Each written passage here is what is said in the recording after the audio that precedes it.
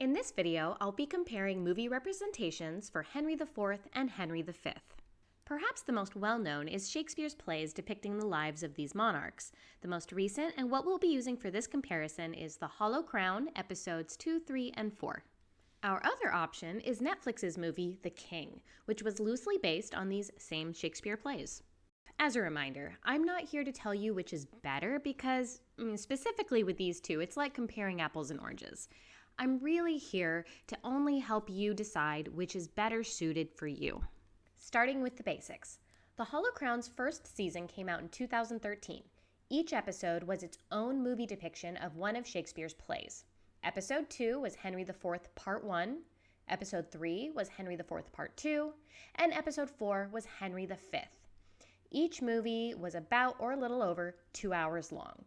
These were not officially rated, but depending on the movie, I'd say it only went up to about PG-13. The King came out in 2019, was 2 hours and 20 minutes long, rated R. They both have too many crazy talented people to name, so I'll stick with the monarchs. In The Hollow Crown, King Henry IV, who I'll be referring to as King Henry, is played by Jeremy Irons. Henry V, who I'll be referring to as Hal, is played by Tom Hiddleston. In The King, King Henry is played by Ben Mendelsohn, and Hal is played by Timothée Chalamet. So in my opinion, what separates them? Script. The two are not only completely different in language, but also in characterization, story, and focus. In The Hollow Crown, King Henry comes off as wise and a regretful king. Hal is charismatic and full of energy. The two of them have a complicated relationship and have a lot of great scenes together.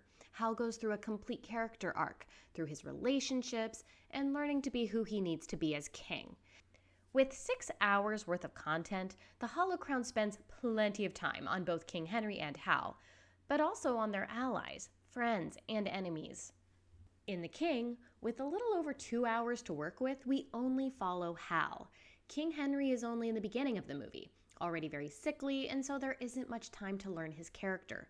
Hal comes off as a begrudgingly smart emo kid, forced into a heavy role. He's learning to navigate backstabbing politicians and foreign diplomacy.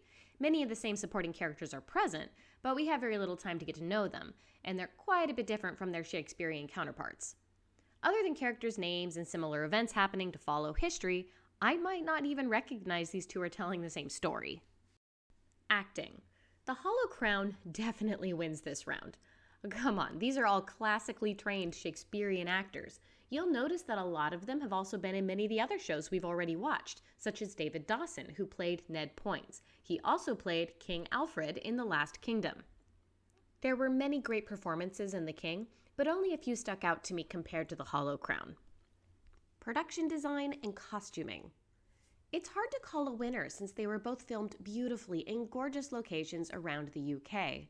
It's really about preference since their tones were completely different. The Hollow Crown uses a lot of bright, vivacious colors for all its characters. The interiors are lit up with candles, giving it a warm glow. Even for its sorrowful scenes, there's always a lot of light reflecting in and playing with shadows.